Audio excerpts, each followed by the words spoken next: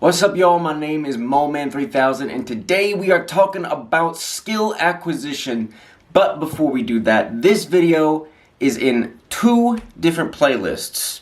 It is the first video in a playlist all about skill acquisition, and it is the sixth video in my min-maxing playlist. So, in Oblivion and Skyrim, the more time you spend using a skill, the more that skill levels up. We are taking the same principle and applying it to our real-life RPG mechanics. Each skill can have one or more stats associated with that skill. As you gain XP and go up in level in these skills, you are contributing some of that experience points to the stats that are associated with that skill, if that makes any sense. Let's take weightlifting as an example. Weightlifting requires both strength and constitution, aka endurance, in order to perform the exercise for an extended period of time. So let's say you are doing a push-pull leg split throughout the week. You need to develop not only the strength to lift the weight, but the muscular endurance to do it repeatedly over and over and over again. So by practicing this skill of weightlifting, you are contributing some of that XP to strength and endurance. Part 1, we're talking about skills. We're talking about skills and we're talking about skill transfer.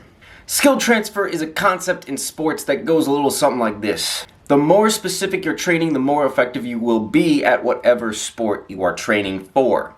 If you were to teach someone who has never played a video game in their life how to play video games, what would you start them off with?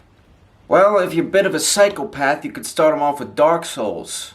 What's wrong with you? I'd start them off with Super Mario Bros. 3 because 1, most people already know who Mario Bros. Is, and 2, Mario Bros. 3 is like the best 2D Mario. That's it. Hands down. If you think about it, video games are a lot more complicated than you may initially suspect. There is a bunch of stuff going on all at once. There's a bunch of different buttons you gotta learn. Each button has its own different function. There's like a bunch of different icons like mushrooms and stars that you gotta learn what they do. For someone who's never played a video game before, all this stuff can be quite daunting. Mario 3 is designed for anyone to play. It has a low bar to entry. Sure, it gets super difficult in the later levels, but you know, the more you die and die and die and die and die, the better and better and better you get, the more precise your control of the game gets. You get better as time goes on. That's the point of the game. You get better. You are building your game literacy skills, your 2D platforming skills, and your Mario skills simultaneously. Now, the most basic level of gaming literacy can transfer to other games and make it slightly more easier to learn. However, this principle has a limit to it, right? Let's take our newbie gamer, for example, who just learned how to play Mario 3, and we're going to bring him to a new game, and we're going to bring him to StarCraft 2. Well, that would be stupid on our part because, you know, StarCraft 2 ain't nothing like Mario 3. That's just a no-brainer, you know what I'm saying? Like, you're starting yourself back at square one. You're shooting yourself in the foot. That doesn't make sense. Nah, maybe you should think about that for a little bit more, huh? First of all, you're not even on the same console anymore, right?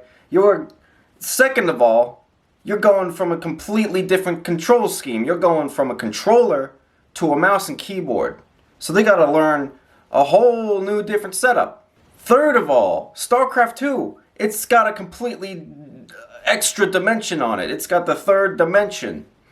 Not only is it a third dimension, but it's also from a completely different perspective. You are going from like a top-down, you are going from a side-scrolling 2D perspective to a top-down 3D perspective. Not only are you trying to navigate a completely new dimension, but now you have to learn what the Zerg, Protoss, and Terran are, and all their different units, and all the different bases, and all the different buildings, and all the abilities that the buildings have, and all the abilities that the different units have. It's a lot, man. That's a lot to learn.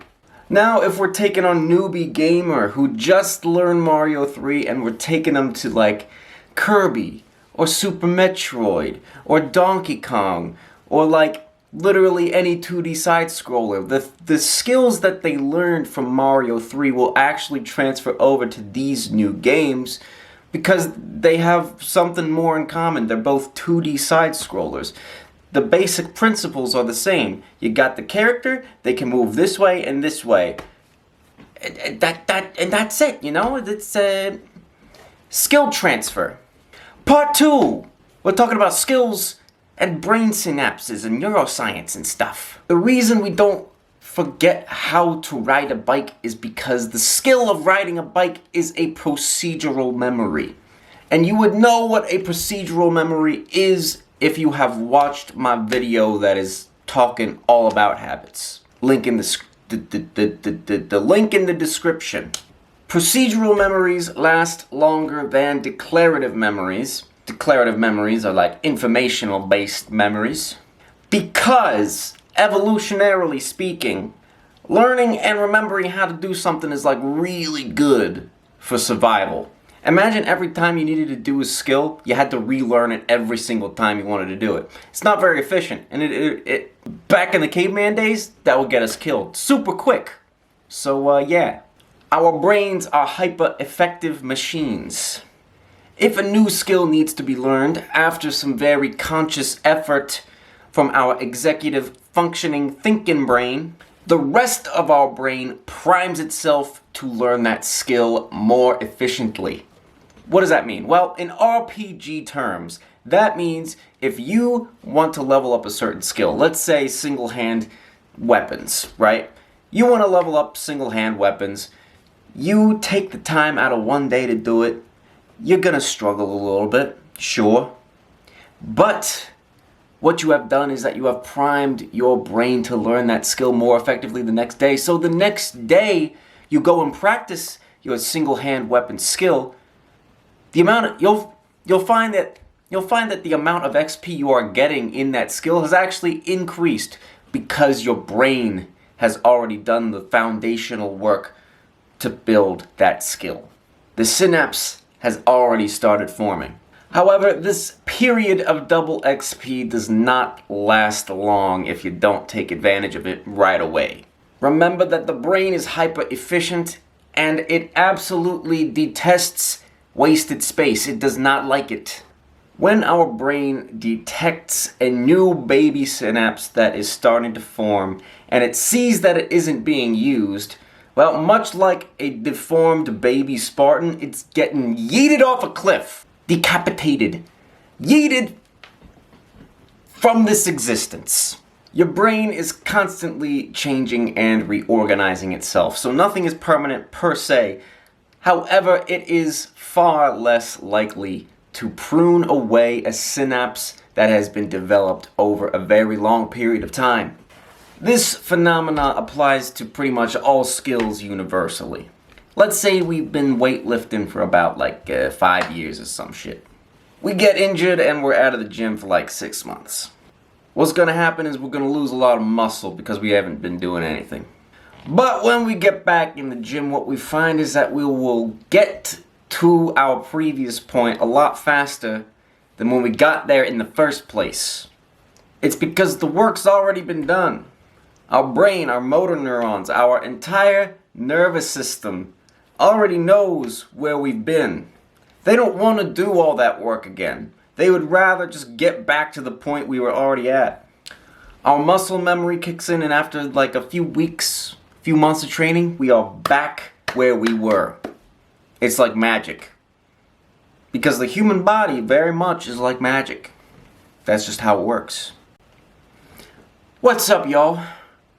If you're watching this, it means you've gotten to the end of the video, which I do so greatly appreciate. The reason I'm here is to tell you that I'm splitting this video into 2 different parts because it just got a little bit too long. You see, these 20-minute videos, they ain't doing too well on my channel. I post them and I'm bored watching a 20-minute video, so hopefully this increases viewer retention. Anyway, as always, I have put some links in the description that I think will be very helpful to you. Once again, these are affiliated links, which means with every purchase sold, I get a small percentage of that sale. So, that being said, please don't purchase anything if 1, you don't have the money to buy it, 2, you're not genuinely interested in the things that are in the links, and 3, certainly do not buy it if you don't think you're actually going to use it every day. Alright, y'all. Thank you very much, and I will see you in the next one.